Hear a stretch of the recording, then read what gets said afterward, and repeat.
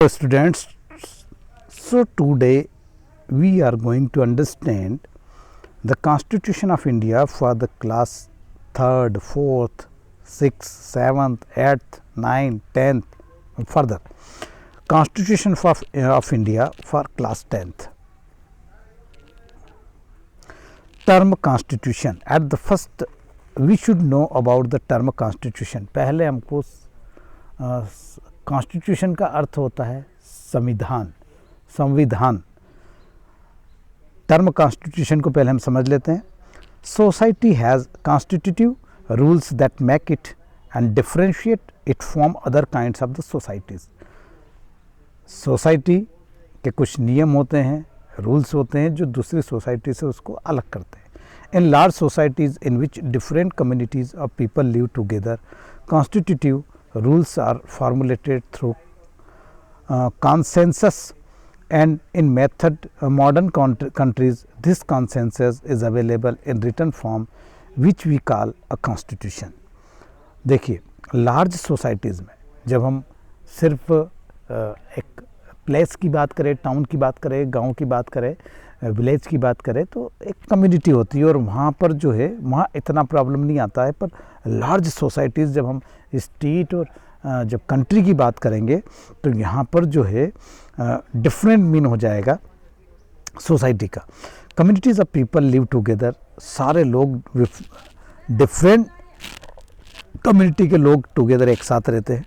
Constitutive rules are formulated through the consensus, जनप्रतिनिधियों के माध्यम से या जनसंख्या के आधार पर वहाँ पर हमको रूल्स और रेगुलेशन बनाना पड़ते हैं, ठीक है। And in modern countries this consensus is available in written form. और जो मॉडर्न कंट्रीज़ हैं वहाँ सब ये जो कॉन्सेंसस है ये रिटन फॉर्म में अवेलेबल है और ये कॉन्स्टिट्यूशन कहलाता है। A group of 300 people became members of the Constituent Assembly in 1946 and had written India's Constitution. A group of 300 people became members of the Constituent Assembly in 1946 and had written India's Constitution. India में 1946 में 300 member थे constituent assembly में और उन्होंने इस constitution को लिखने में मदद किया। Significant reasons why we need a constitution, हमको कॉन्स्टिट्यूशन की ज़रूरत क्यों है ये जानना ज़रूरत है। उसका औचित्य क्या, उसका सिग्निफिकेंट क्या। The constitution has to protect us against decision that could have an adverse effect on the larger principles that the country believes in. Constitution हमको मदद करता है उन निर्णयों के अगेंस्ट प्रोटेक्ट करने में जो एडवर्सली इफेक्ट करते हैं हमारे सिद्धांतों को, जिनमें हमारा देश क्या करता है, विश्वास रखता है। Second, the constitution ensures that a dominant group does not use it's power against less powerful people और ग्रुप्स। कॉन्स्टिट्यूशन जो संविधान है वो आश्वस्त करता है कि जो डोमिनेंट ग्रुप है, डोमिनेंट मतलब जिसका प्रभुत्व है, वो ग्रुप जो लेस पावरफुल, जिनका कम प्रभुत्व है, उस ग्रुप के ऊपर अधिकार न जमा ले। In democratic societies the constitution often lays down rules that guard against the misuse of authority by other political leaders.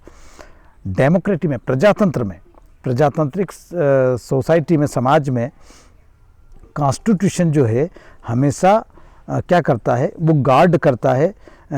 जो पॉलिटिकल राजनेता जो होते हैं वो अपने अधिकारों का मिसयूज़ नहीं कर पाए, उनका गलत उपयोग नहीं कर पाए। की features of Indian constitution,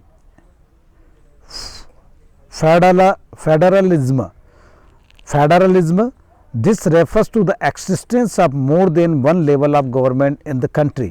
federalism का मतलब है कि जहाँ पर एकल सरकार नहीं है, वहाँ पर जो फॉर्म है गवर्नमेंट का, जो लेवल है उसके अलग अलग स्तर है, ठीक है।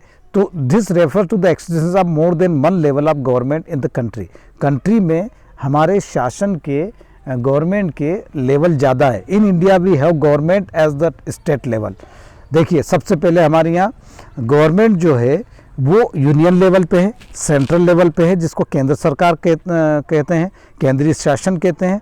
फिर हमारा आ जाता है स्टेट लेवल पे है, राज्य स्तर पर है, at the centre and the panchayati raj जो विलेज लेवल पे है। The constitution contains list that detail the issues that each tier of government can make laws on. और हमारा जो संविधान है, कॉन्स्टिट्यूशन में उन सारी जो काम है, जो फंक्शन से कुछ इश्यूज है, कुछ मामले हैं, कुछ विभाग हैं जिनकी सूची दे रखी है, जिस पर गवर्नमेंट जो है अपने रूल्स बना सकती है, अपने क्या बना सकती है, लॉज बना सकती है, नियम बना सकती है, कानून बना सकती है।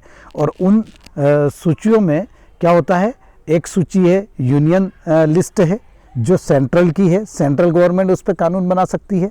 एक स्टेट लिस्ट है, राज्य सरकार स्टेट लिस्ट में उसके वो सारे डिपार्टमेंट है जिस पे राज्य सरकार जो है वो कानून बना सकती है। और एक कॉन्करेंट लिस्ट है दोनों की मिलके, जिसमें जब भी कानून बनेगा तो दोनों सरकारों का उसमें हस्तक्षेप होगा। ठीक है। Parliamentary form of the government. अब parliamentary form of the government क्या होता है, संसदीय शासन व्यवस्था है ना, संसदीय शासन व्यवस्था। The people of India have a direct role in the electing their representative. देखिए इंडिया में डायरेक्ट इलेक्शन होते हैं, वो अपने रिप्रेजेंटेटिव को भेज सकते हैं। कहाँ पर, पार्लियामेंट में। वो कौन होगा, मेंबर ऑफ पार्लियामेंट, है ना, सांसद जिसको बोलते हैं। Also every citizen of the country irrespective of his her social background can contest in an election.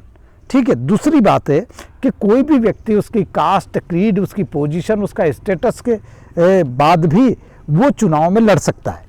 आया समझ में, बस उसको क्वालिफाई करना जरूरी है। Separation of power. देखिए पावर का सेपरेशन कैसे कॉन्स्टिट्यूशन में, लेजिस्लेटिव ब्रांच है। लेजिस्लेटिव ब्रांच का काम क्या है, लेजिस्लेचर जो है वो ये करता है making of laws and executing of laws, making of laws and amendment of laws. जो लेजिस्लेटिव ब्रांच है वो करती है या तो कानून बनाएगी या कानून में संशोधन करेगी।